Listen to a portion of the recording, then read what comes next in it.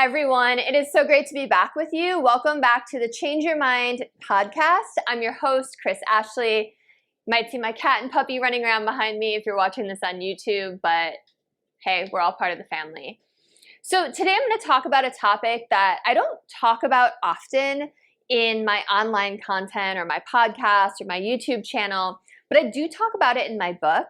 And I think it's really important because, I talk a lot about releasing repressed emotions and letting go of grudges and reprogramming your unconscious mind and doing all these things to remove blocks that keep you from manifesting.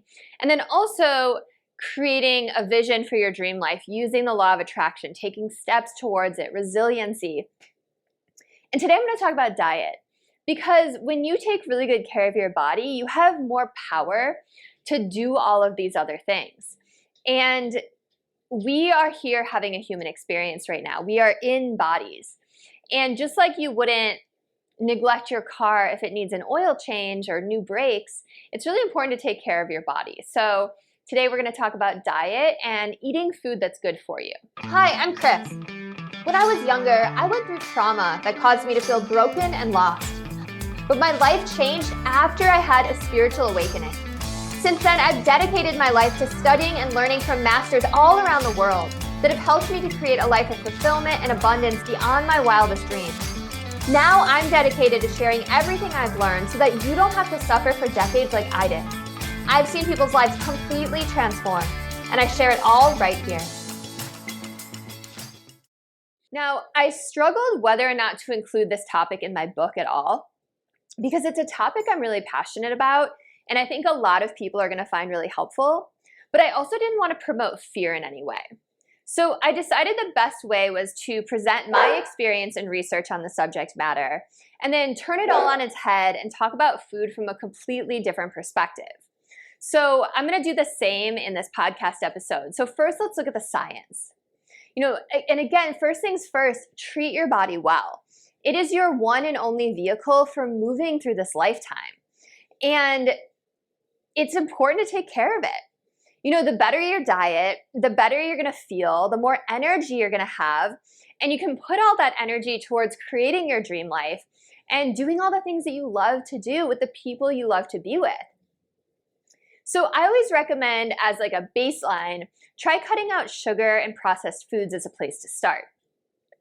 Now, if you really want to dive in and commit, release gluten from your diet as well, at least for 6 weeks. So I'll explain why 6 weeks. So gluten can lead to thyroid issues, including Hashimoto's, where your body attacks your thyroid gland. Now, this is because on a molecular level, gluten looks very similar to the thyroid hormone. And your body tries to attack all of the gluten, and it ends up attacking your thyroid in the process because it sees it as a foreign invader also. Now, gluten causes inflammation and has wheat germ agglutinin, which makes nutrients unusable by your body. And this can also cause an immune response, right, leading to chronic systemic inflammation. Gluten can cause leaky gut, which is where your gut lining becomes permeable. There's holes punched in it, literally. And food particles, toxins, bacteria get through those holes and into your bloodstream. Now that causes wild inflammation in your body, and that can lead to a host of autoimmune disorders. Now, dairy can do similar things to some people because it cross-reacts with gluten, which means that your body will respond to dairy the same way it does to gluten. And this is because the protein found in dairy is so similar to the protein that's found in gluten that your body often can't tell the difference between the two. So let's talk about some signs that you might be gluten intolerant.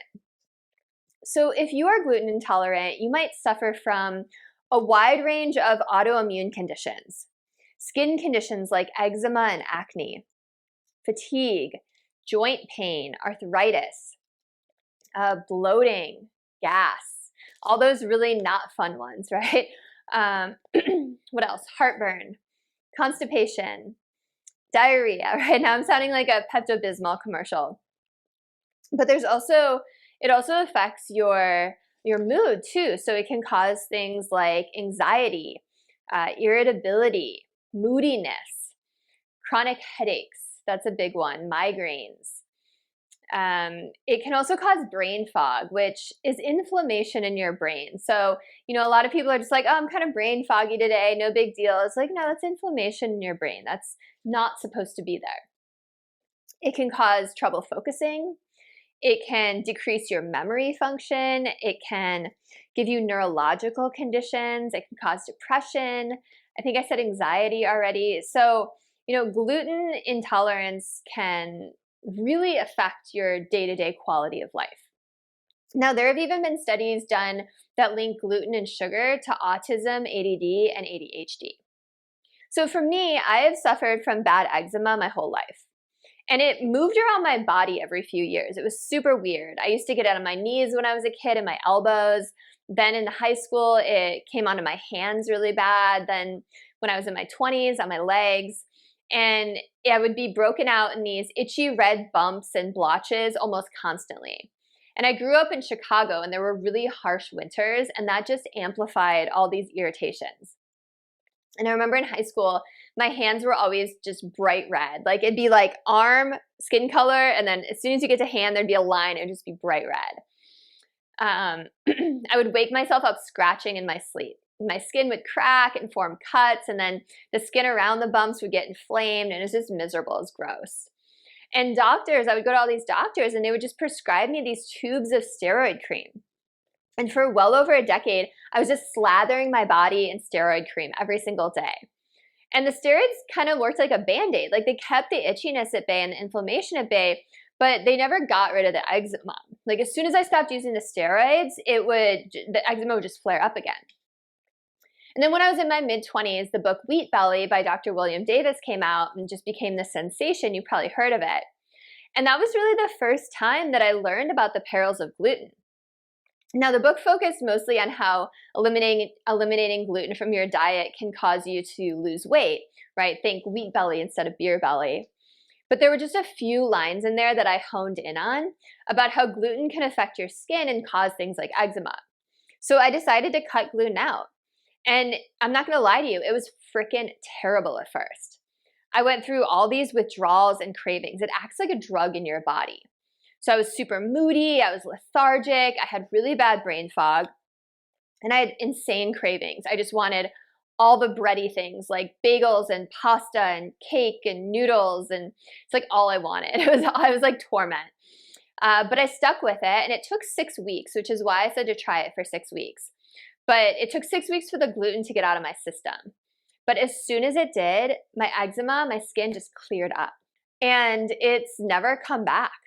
And I threw out all my tubes of steroid cream. I was so happy. I had my skin back again.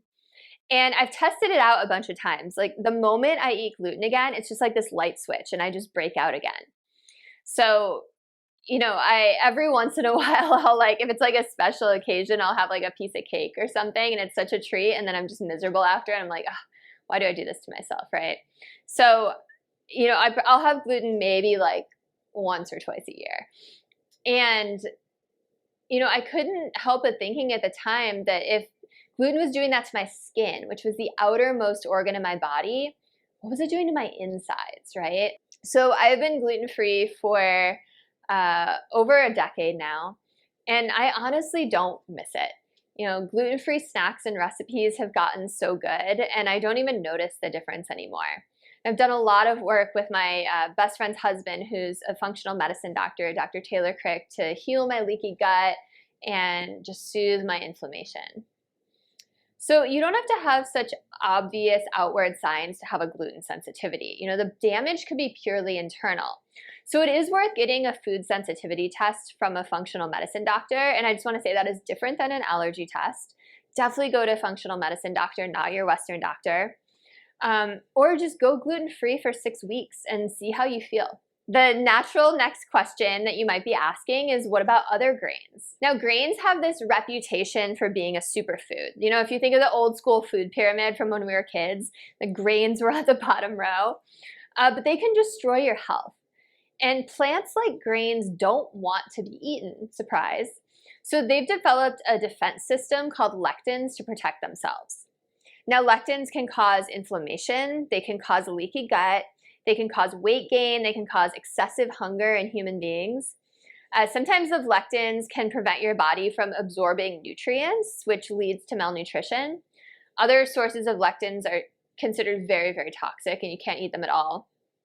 So legumes like beans, lentils, peas, peanuts, soybeans also have a very high amount of lectins.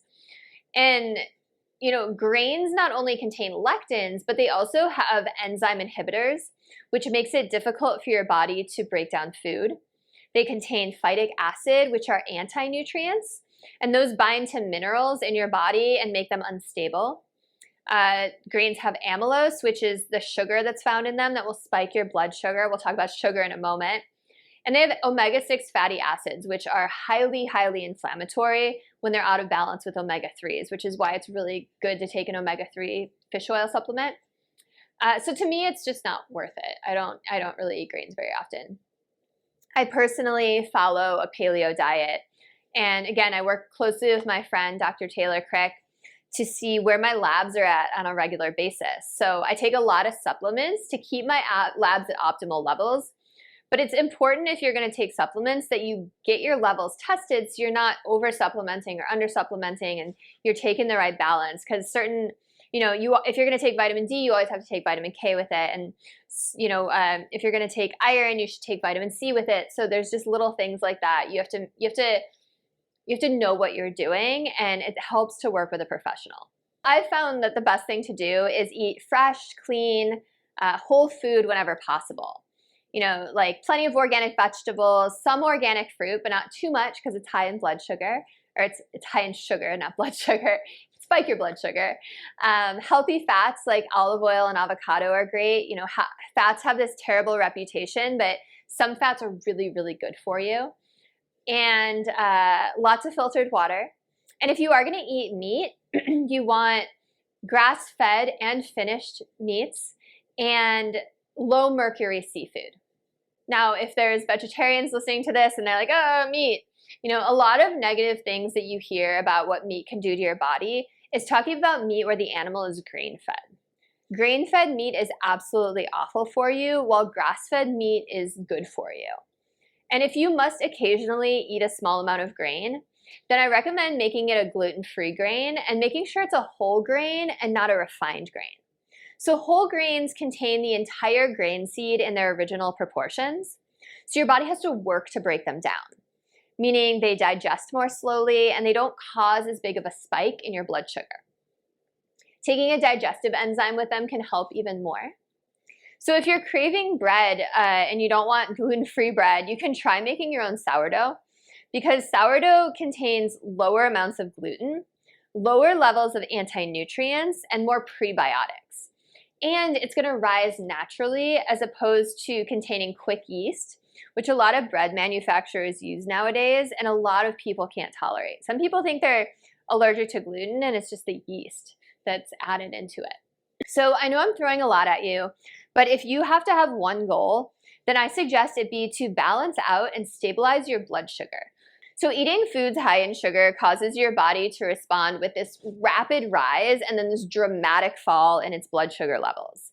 So this roller coaster and just having high blood sugar in general can lead to inflammation, hormone disruption, and insulin resistance.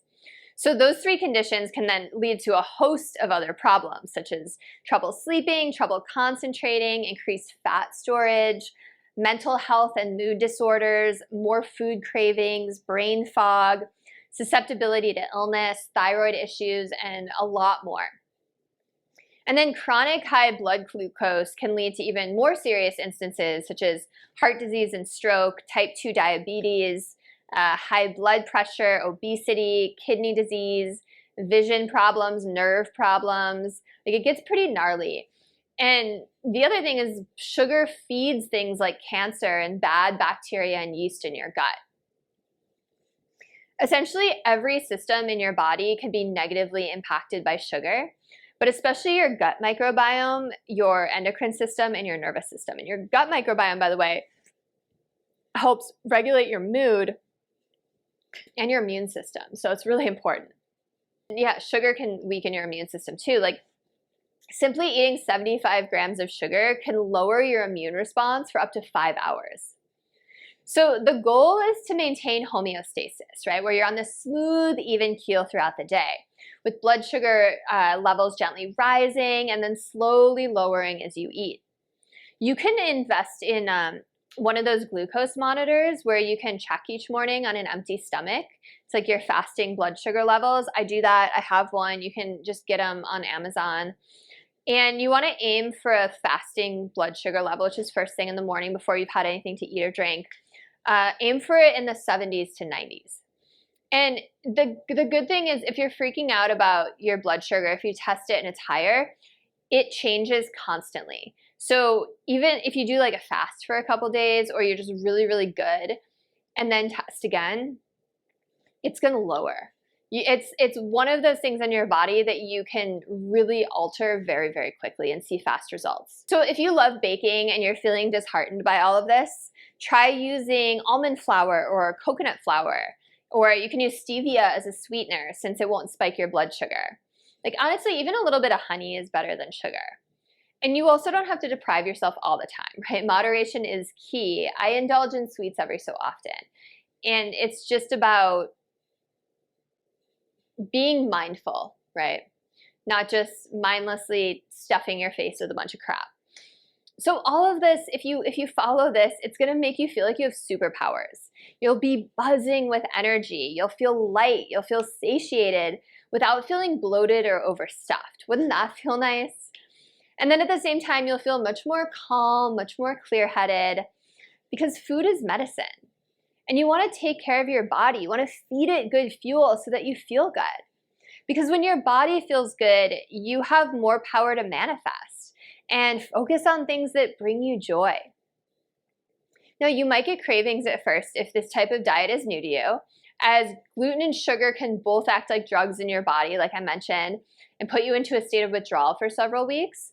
But if you stick with it, you'll notice that your cravings go away, your anxiety goes down, and your inflammation goes down, while your energy and vitality go up. So your body will be fed the right foods so that it can do what it's made to do and heal itself. Now, I know I've said this a few times, but I really recommend seeing a functional medicine doctor, because functional medicine is different than traditional Western medicine in that it treats the root causes rather than the symptoms.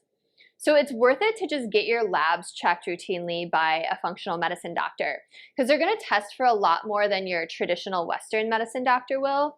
And then they'll come up with a personal diet and supplement plan for you.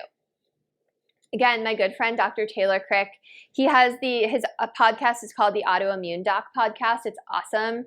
He sees clients from all over the country virtually, and he doesn't even charge you extra for your lab work. It's whatever he pays. He just charges you because he doesn't believe in hiking up the cost of lab work. So if you're interested in him, go check him out. He also owns Washington Wellness Center in Washington, Illinois. So now that I've said all of that, I'm going to seemingly contradict myself, because the number one most important thing is this: eat in ways that make you feel good, but out of self-love rather than fear. Because the way that you feel about yourself and the world is what's going to reflect in your body. So if you're choosing to not eat certain foods because you're afraid they're going to cause disease, you're doing it out of fear. And that fear will be much more harmful to you than that food ever could be. I was just today watching a TikTok, and it was some interview. I can't remember who the guy was. I saved the video though, so if anyone's curious, ask me. He was talking about this study that was done where they fed, I want to say rabbits, this high cholesterol diet. And there was this one group of rabbits where they were noticing with a high cholesterol diet, they were getting really, really sick. And then there was this other group of rabbits that weren't getting affected, and it was the same food.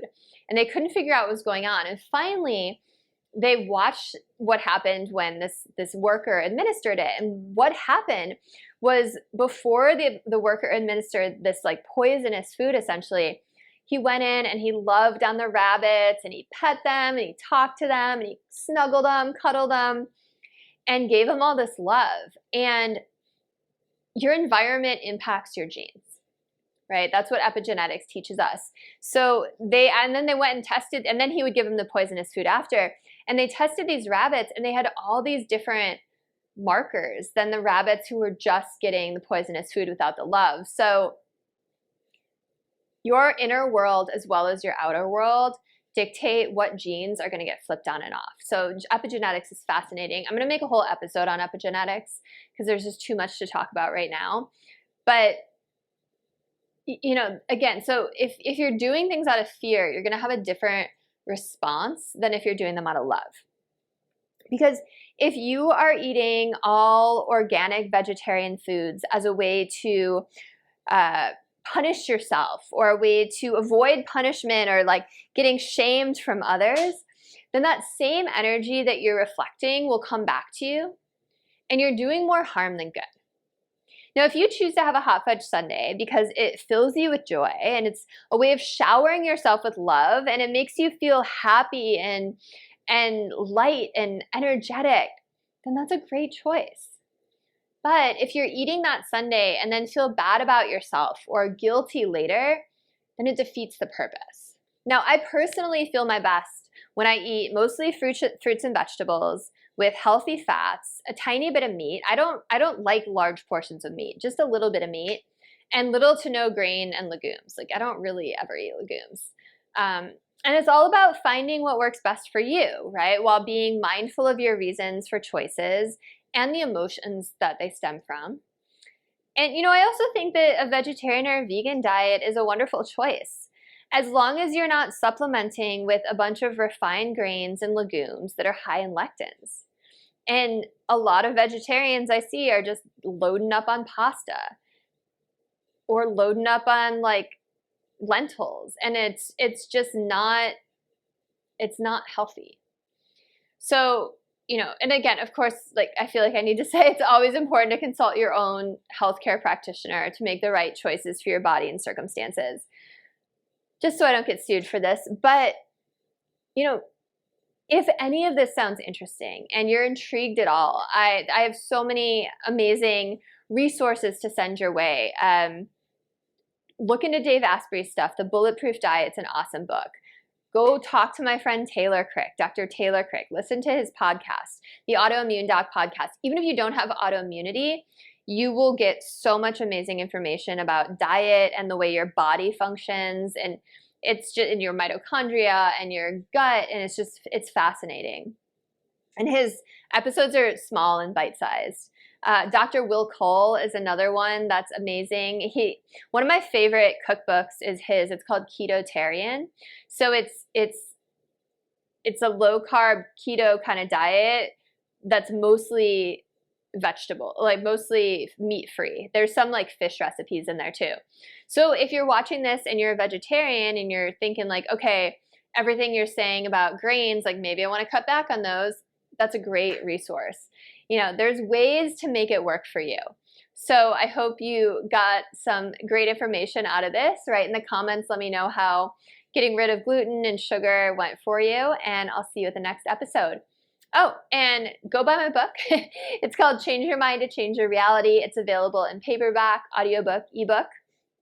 It's on Amazon, Barnes & Noble, Walmart, Apple Books, Google Books, Books A Million. It's all over the place.